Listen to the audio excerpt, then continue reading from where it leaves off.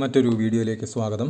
ഇന്നിവിടെ വിശകലനം ചെയ്യുന്നത് 30/12/1995 ജനിച്ച ഒരാളുടെ ഗ്രഹസ്ഥിതിയാണ്. അശ്വതിയാണ് നക്ഷത്രം, അശ്വതി 2-ാം പാദം, സ്ത്രീ ജാതകമാണിത്. കർക്കിടക ലഗ്നം, 2 ശൂന്യം, 3-ൽ രാഹു ഗുളികൻ, 4-5 ഭാവങ്ങൾ ശൂന്യം, 6-ൽ സൂര്യൻ കുജൻ വ്യാഴം, 7-ൽ ബുധൻ ശുക്രൻ, 8-ൽ ശനി, 9-ൽ കേതു, 10-ൽ ചന്ദ്രൻ, 11-12 ഭാവങ്ങൾ ശൂന്യം. ഇതാണ് ഇദ്ദേഹത്തിൻ്റെ ഗ്രഹസ്ഥിതി. ആരോഗ്യ സംബന്ധമായും വിവാഹ സംബന്ധമായിട്ടുള്ള കാര്യങ്ങളാലും അതുപോലെ തന്നെ മനസമാധാനം, ഈ 3 കാര്യങ്ങളെ കൊണ്ടും അത്യാവശ്യം നല്ല രീതിയിൽ തന്നെ ബുദ്ധിമുട്ടുകൾ അനുഭവിക്കുന്ന ഒരു വ്യക്തി കൂടിയാണ് ഇദ്ദേഹം. എന്തുകൊണ്ടാണത്?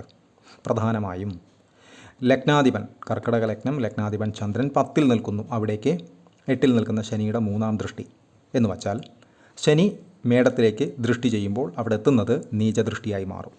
എത്തുമ്പോൾ അത് നീചദൃഷ്ടിയായി മാറും. അവിടെ ലഗ്നാധിപനും മനസ്സിൻ്റെയും മാതാവിൻ്റെയും ദേഹസുഖത്തിൻ്റെയും കാരകനായിട്ടുള്ള ഗ്രഹം ചന്ദ്രൻ നിൽക്കുന്നു. അപ്പോൾ ഈ വ്യക്തിക്ക് മനസമാധാനക്കേടുകൾ സ്ഥിരമായോ അല്ലാതെയോ ഇടയ്ക്കിടെയോ ഉണ്ടാകുമെന്ന കാര്യത്തിൽ തർക്കമില്ല.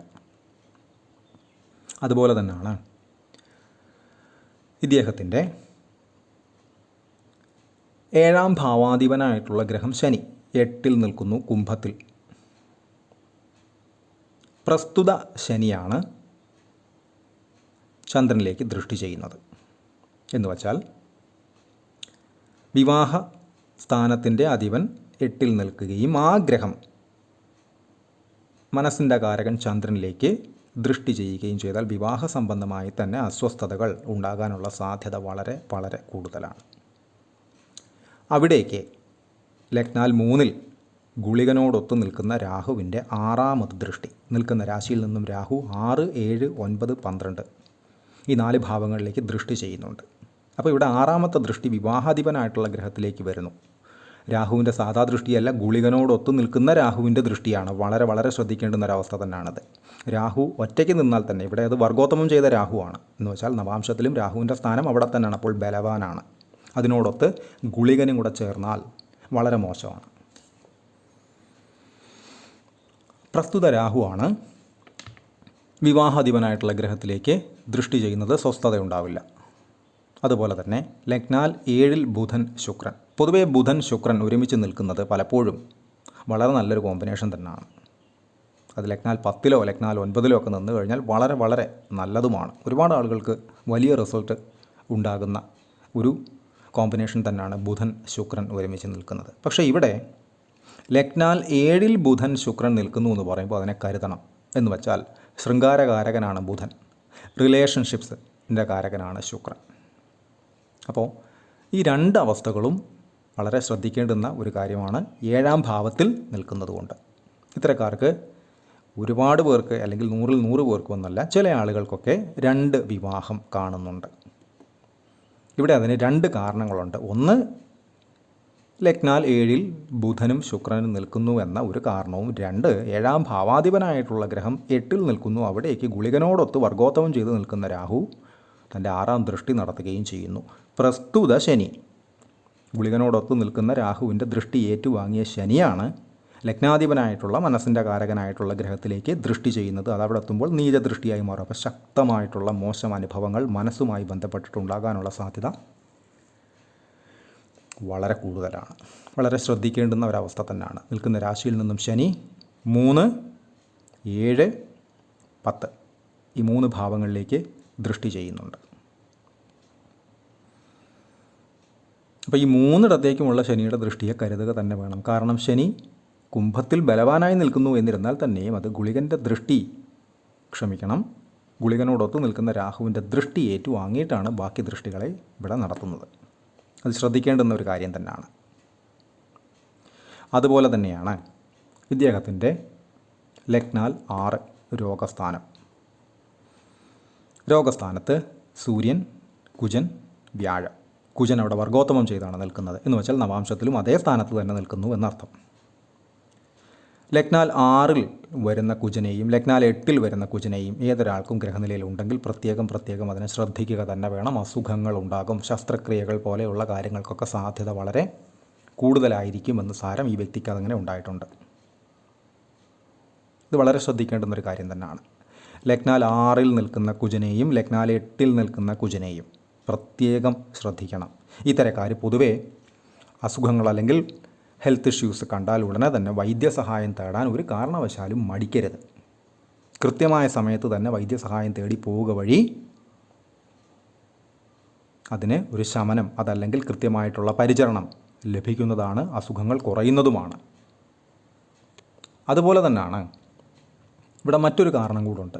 ലഗ്നാൽ 6-ൽ കുജൻ നിൽക്കുന്നു, അതിനോടൊത്ത് തന്നെ സ്വന്തം ക്ഷേത്രത്തിൽ വ്യാഴവും നിൽക്കുന്നു. അപ്പോൾ കൃത്യമായി വൈദ്യസഹായം തേടിയാൽ രോഗങ്ങളെ മറികടക്കാൻ, അസുഖങ്ങളെ മറികടക്കാൻ, ഹെൽത്ത് ഇഷ്യൂസിനെ മറികടക്കാൻ സാധിക്കുമെന്ന കാര്യത്തിൽ തർക്കമില്ല. അങ്ങനെ തന്നെയാണ് ഉണ്ടായിട്ടുള്ളത്. അത് ഇനിയാണെങ്കിൽ പോലും പ്രത്യേകിച്ചും ഇത്തരം കാര്യങ്ങളിൽ ഒരു രീതിയിലുള്ള ഉപേക്ഷയും വിചാരിക്കാതെ തന്നെ വേണം ഇത്തരം വ്യക്തികൾ മുന്നോട്ട് പോകാനായിട്ട്. അതിന് കൃത്യമായി അസുഖങ്ങളെ കുറയ്ക്കുന്നതിന് വേണ്ടി കൃത്യമായി തന്നെ പരിഹാരങ്ങളുണ്ട്. ആ പരിഹാരങ്ങൾ ആ വ്യക്തിയുമായി കൃത്യമായി പറഞ്ഞു കൊടുത്തിട്ടുള്ളതിനനുസരിച്ച് അത് ചെയ്തു പോവുക വഴി രോഗസാധ്യത കുറയുകയും ആരോഗ്യത്തെ സംരക്ഷിച്ച് മുന്നോട്ട് പോകാനുള്ള ശേഷി കൂടുകയും ചെയ്യും. എന്നിരുന്നാലും പൊതുവേ ഏതൊരു ഗ്രഹനിലയിലും 6-ലും 8-ലുമാണ് കുജൻ്റെ സ്ഥാനമെങ്കിൽ പ്രത്യേകം അതിനെ ശ്രദ്ധിച്ചു തന്നെ വേണം മുന്നോട്ട് പോകാനായിട്ട്. അപകടങ്ങളെപ്പോലും കരുതുക തന്നെ വേണം. അതുപോലെ ഇദ്ദേഹത്തിൻ്റെ ദശകൾ എടുത്തു കഴിഞ്ഞാൽ അശ്വതിയാണ് നക്ഷത്രം. കേതു ദശയിൽ ജനിച്ചു. 99 വരെ കേതു, ശേഷം 20 കൊല്ലം ശുക്രൻ, 2019 വരെ, ശേഷം സൂര്യൻ 2025 വരെ 6 കൊല്ലം, ശേഷം ചന്ദ്രൻ 2035 വരെ 10 കൊല്ലം, ശേഷം ചൊവ്വ അഥവാ കുജൻ 2042 വരെ 7 കൊല്ലം, അതിനുശേഷം രാഹു 18 കൊല്ലം, ശേഷം ഗുരു, ശനി എന്നീ ക്രമത്തിലാണ് ഇദ്ദേഹത്തിൻ്റെ ദശകൾ കടന്നു പോകുന്നത്. അതിൽ തന്നെ ഇപ്പോൾ നടക്കുന്നത് ചന്ദ്രനിൽ ചന്ദ്രൻ 16/10/2025 തൊട്ട് 17/8/2026 വരെ ചന്ദ്രദശയിൽ ചന്ദ്രൻ്റെ അപഹാരം നല്ലതല്ല. ശനിയുടെ ദൃഷ്ടിയുള്ള ചന്ദ്രൻ, ഗുളികനോടൊത്തു നിൽക്കുന്ന, വർഗോത്തമം ചെയ്ത് നിൽക്കുന്ന, രാഹുവിൻ്റെ ദൃഷ്ടിയേറ്റ് നിൽക്കുന്ന ശനി ചന്ദ്രനിലേക്ക് ദൃഷ്ടി ചെയ്യുന്നു. അതിൻ്റെ ദശ നടക്കുന്നു. ചന്ദ്രനിൽ ചന്ദ്രൻ്റെ സ്വാപഹാരം തന്നെ നടക്കുന്നു. ഒട്ടും നല്ലതല്ല. മനസമാധാന സംബന്ധമായിട്ടുള്ള കാര്യങ്ങളിൽ, വിവാഹ സംബന്ധമായിട്ടുള്ള കാര്യങ്ങളിൽ എല്ലാം തന്നെ ബുദ്ധിമുട്ടുകൾ അടിക്കടിയോ നിരന്തരമോ ഇടവിട്ടോ ഒക്കെ ഉണ്ടാകാൻ പറ്റിയ സമയമെന്ന് സാരം. ഇവിടെ മറ്റൊരു കാര്യമുണ്ട്. ജോലി സംബന്ധമായിട്ടുള്ള കാര്യങ്ങൾക്ക് ശനി ഇവിടെ അല്പം തടസ്സം അല്ലെങ്കിൽ എന്തെങ്കിലുമൊക്കെ ഇറിറ്റേഷൻസ് വരുത്തും. എന്നിരുന്നാൽ തന്നെയും 10ാം ഭാവാധിപൻ നിൽക്കുന്നത് സൂര്യനോടും കുജനോടും ഒത്താണ്, വളരെ നല്ലതാണ്. 6-ലാണ് എന്നതൊഴിച്ചാൽ വളരെ നല്ലത് തന്നെയാണ്. പക്ഷേ ഈ ചന്ദ്രദശ, പ്രത്യേകിച്ചും ശനിയുടെ ദൃഷ്ടിയേറ്റ് നിൽക്കുന്ന ചന്ദ്രൻ എന്ന് പറയുമ്പോൾ നേരത്തെ പറഞ്ഞിട്ടുണ്ട്, ഒരുപാട് വീഡിയോകളിൽ പറഞ്ഞിട്ടുള്ളൊരു കാര്യമാണ്. ചന്ദ്രനോടൊത്ത് ശനി, അതല്ലെങ്കിൽ രാഹു, അതല്ലെങ്കിൽ കേതു, അതല്ലെങ്കിൽ ഗുളികൻ നിന്ന് കഴിഞ്ഞാൽ, അല്ലെങ്കിൽ ദൃഷ്ടിയിൽ വന്നാൽ, ചന്ദ്രൻ മനസ്സിൻ്റെ കാരകനാണ്. മനസ്സിനെ ഏതെങ്കിലും രീതിയിൽ അസ്വസ്ഥതപ്പെടുത്തുക തന്നെ ചെയ്യുമെന്ന കാര്യത്തിൽ തർക്കമില്ല. എന്നാൽ ചന്ദ്രനോടൊത്ത് കുജൻ നിൽക്കുകയാണെങ്കിൽ അത് മഹായോഗങ്ങളിൽ ഒന്നായിട്ടുള്ള ശശിമംഗള യോഗമായി മാറുകയും ചെയ്യും. ലഗ്നത്തിലൊക്കെ ചന്ദ്രനും കുജനും നിൽക്കുന്ന ചില ആളുകളുണ്ട്. അക്ഷരാർത്ഥത്തിൽ കോടീശ്വരൻ എന്ന് തന്നെ പറയാം. അവർക്ക് വ്യാഴം കൂടെയൊക്കെ ഒന്ന് കനിഞ്ഞു കിട്ടിയാൽ, വ്യാഴത്തിൻ്റെ ദൃഷ്ടി കൂടെ അങ്ങോട്ടുണ്ട് എങ്കിൽ അത് കോടീശ്വരനാണ്, തർക്കമില്ല. എന്നാലും ശനി അല്ലെങ്കിൽ രാഹു പോലെയുള്ള ഏതൊക്കെ ഭാവങ്ങളിലാണോ നിൽക്കുന്നത് അതിൻ്റേതായിട്ടുള്ള നെഗറ്റീവ്സ് ഉണ്ടാകും എന്നതിലും തർക്കമില്ല. എന്നിരുന്നാൽ തന്നെയും സമ്പത്ത് കുമിഞ്ഞുകൂടുക തന്നെ ചെയ്യും. ജയലളിത, വിജയ് പോലെയുള്ള ആളുകൾക്കൊക്കെ ഉള്ള യോഗമാണ് ശശിമംഗള യോഗം. ചന്ദ്രനെ കുജൻ വീക്ഷിക്കുന്നതും നല്ലതാണ്. പക്ഷേ ശനി, രാഹു, കേതു, ഗുളികൻ ഈ 4 അവസ്ഥകൾ ചന്ദ്രനുമായി ഏതെങ്കിലും രീതിയിൽ ഒപ്പം നിൽക്കുകയോ ദൃഷ്ടിയിൽ വരുന്നതോ ചന്ദ്രനെ സംബന്ധിച്ച് ഒട്ടും നല്ലതല്ല. ഇവിടെ അതിന് മറ്റൊരു പ്രാധാന്യം കൂടിയുണ്ട്. ഈ വ്യക്തിയെ ഭരിക്കുന്നതും ചന്ദ്രനാണ്. കാരണം ലഗ്നാധിപനാണ് ചന്ദ്രൻ.